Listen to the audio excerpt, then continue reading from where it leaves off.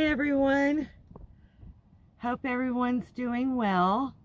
I think this is going to be a pretty good video. It's got some good information, and I would like your feedback. And if you have any experience with this, I would be interested to hear it.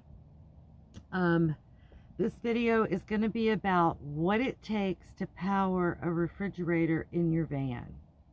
So you know I have a refrigerator, and I have a 350 and a 500 power bank. Now that 500 watt power bank, I'm not real happy with it, and I think it's a little unpredictable.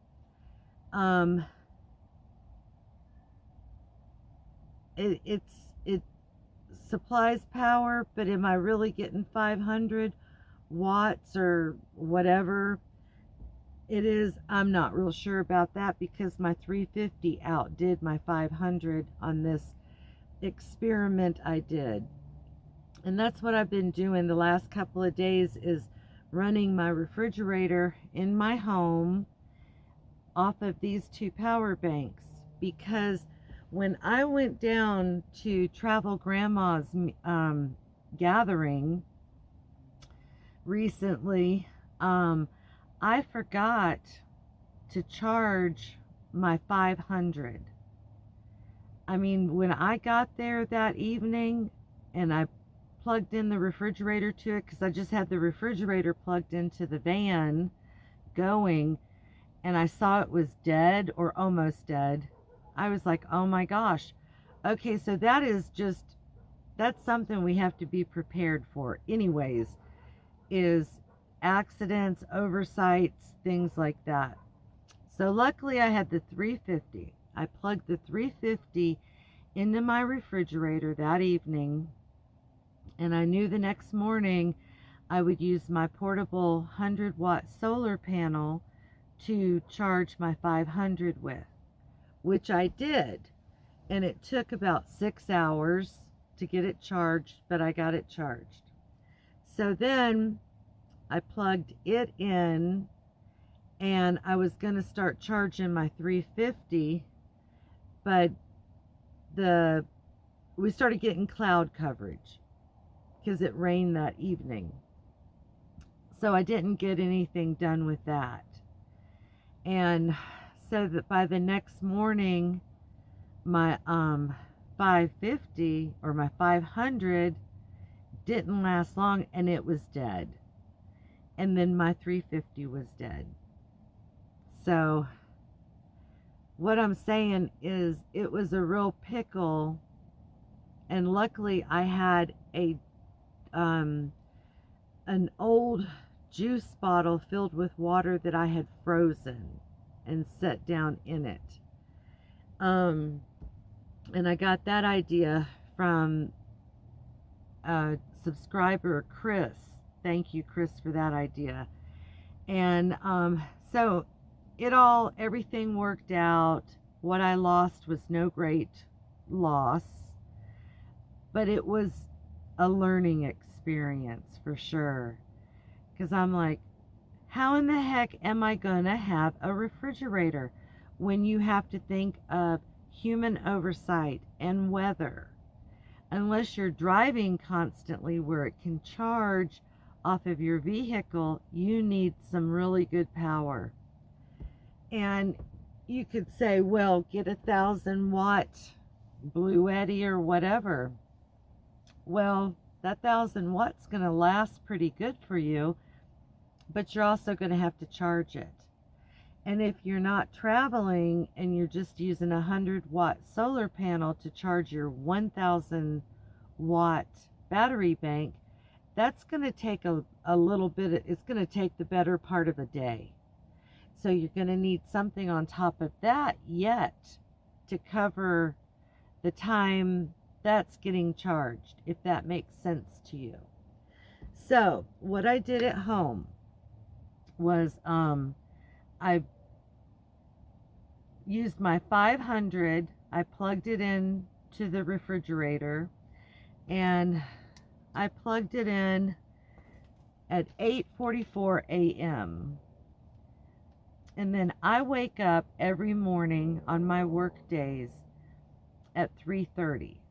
Now, I didn't check it right at 3:30, but shortly thereafter I did, and it was dead, but it was still cool, very cool inside.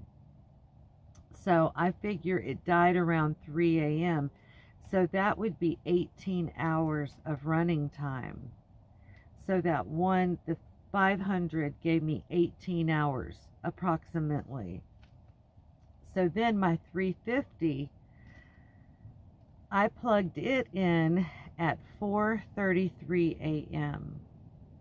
So the next morning, when I checked it around 4 a.m.,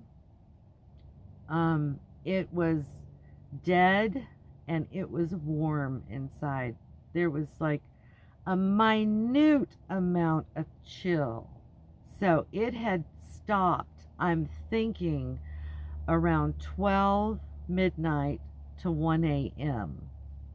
And the crazy thing is, I believe that is 4:30 to 12, 5, 6, 7, 8, 9, 10, 11, 12, 1. So 12, 17, 18, 19, 20, 21. That's approximately 21 hours of running time versus my 500 watt that only gave me 18. So that 500 is a piece of junk I bought, but it does work. It just doesn't do what it should. Okay, so what do you do to keep your refrigerator running if you're camping for a week somewhere or 2 weeks? You know, you're not moving, you're not driving. So you've got your portable solar power panel that can charge one, then you've got your other one running, but now you're still going to need some power for your phone, which, hold on, I have this, and this is just, you know, a portable phone battery thing. It'll charge my phone about 4 times. But what if I wanted to use my laptop? I'm going to need something to plug that into. Those are my biggest things. Would just be my phone and my laptop, charge my fan, maybe charge my batteries. But that's it. But it's nice to have, you need that other power source. So, I've thought, well, what the heck, am I going to need 3 power banks? But that's what I've decided I'd have to have. So I would have one that is in use, one that's being charged, and one that I can use. And then when that one's charged, I can be ready to put that on the refrigerator, be ready to charge the other one first thing in the morning, get it started, and just play a rotation thing. Travel Grandma, Box Van D, and Glorious Life on Wheels, all those ladies have refrigerators. Travel Grandma, I didn't have a chance to really talk to her about how she keeps hers charged. I know she's got some solar panels on her roof. So I don't know if she must have a cord coming in and just keeps it plugged in so that it can charge continuously. I don't know, but I need to talk to her about it. And Box Van D is traveling in her car, so I know she has to be using a portable solar panel. But I'd be interested in knowing how many battery banks she's rotating. I'm at a loss, you guys. I do like the, you know, just the convenience of having the refrigerator.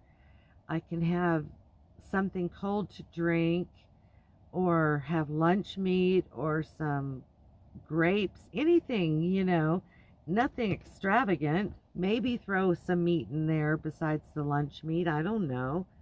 I don't really care about cooking huge meals or anything fancy for myself when I'm camping. Um, that's just, I mean, basically when I'm camping, I just eat just not to be hungry, if that makes sense. Um, I would like to maybe get some cast iron and cook over campfires. Now that would be a blast and really good. But as far as cooking anything else, I just need the basics, okay? But the refrigerator is nice to have. But I'm in a dilemma. How do I keep that thing going? Um, if you have any ideas, let me know. Also, I was gonna put this out there, and I'm gonna insert a picture. I took a screenshot of it today. Bluetti, which is a reputable brand, has a 600-watt power bank for, I believe, less than $250. I'll put the picture in, but just off the top of my head, I'm thinking it's less than around $250, which is a great price. 600 watts with Bluetti, and you know that that power bank is going to give you what it says it's going to give you. So if any of you are looking for a power bank, that would be a good one to get, and it's right from the Bluetti website. And I think I'm going to order myself one. But that's all I can think right now, is rotating 3 of them. I don't know any other way, unless I wanted to go through the hassle of mounting some solar panels on the top of my van and running a cord in, which my back side windows do not open. They are just solid glass. These middle windows open. I know that some vans, you know, their back windows will crack open some, but mine don't. Oh, I'm so dry, you guys.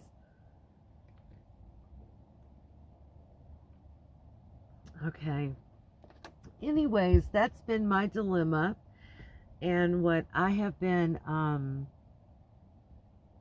trying to figure out, you know, if any of you have a better way and where I don't have to buy any more power, that would be nice.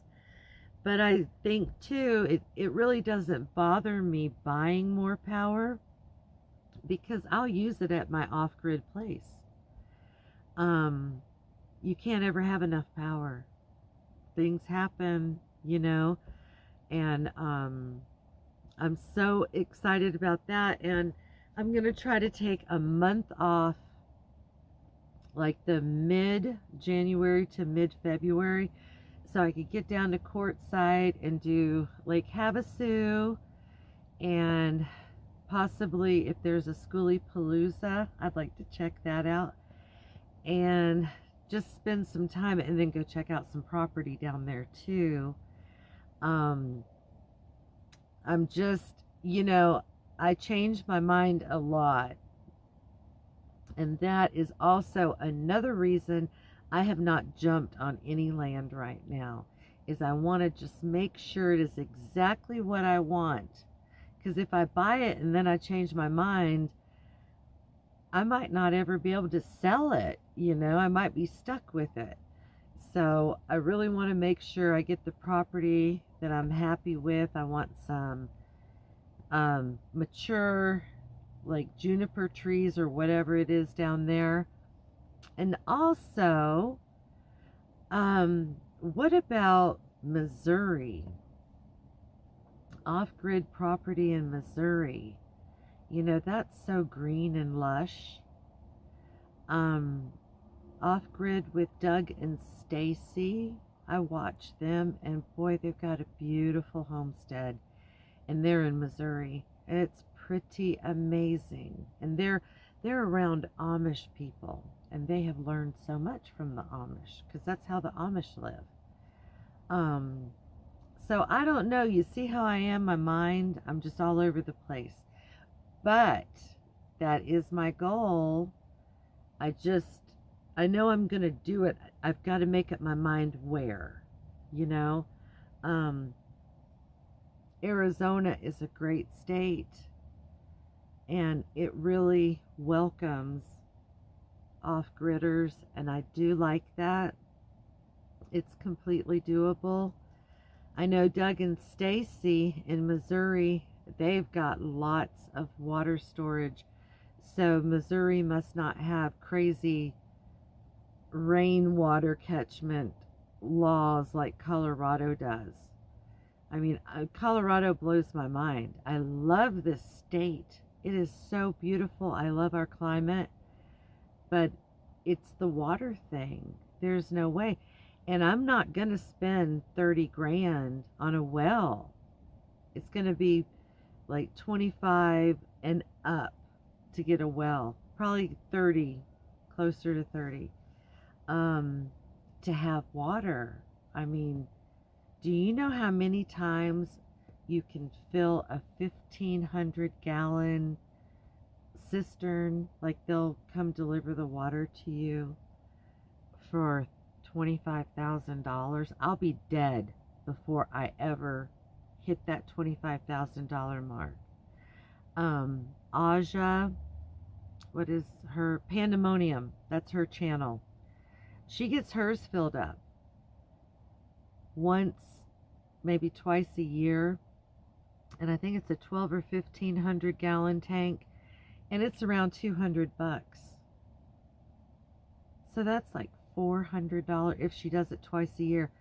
$400 a year on that, and then she's got rainwater catchment going on. So $400 divided into 25,000 or 30,000, it doesn't even make sense. It wouldn't ever pay for itself. I just don't know what to say, unless they just, you know, decide to quit delivering water one day. I don't know.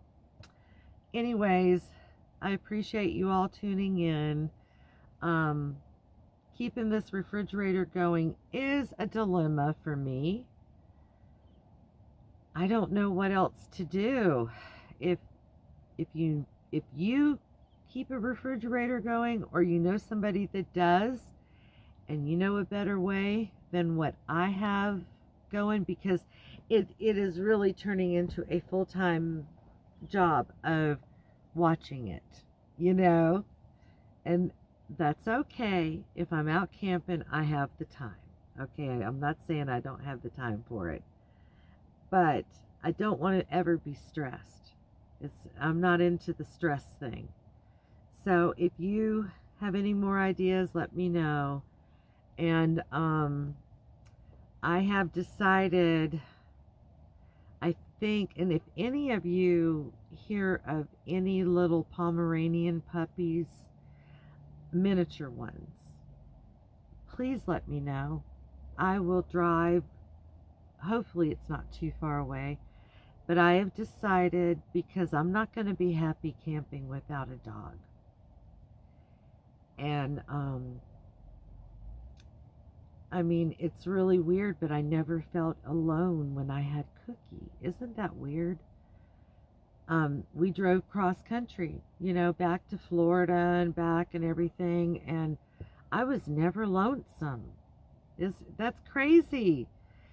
But I mean, yeah, I did talk to Cookie, but I also had a responsibility with him. I knew I had to take him potty, and I knew I had to keep him fed and watered and all that good stuff, you know. So it gave me, I guess, something to take care of.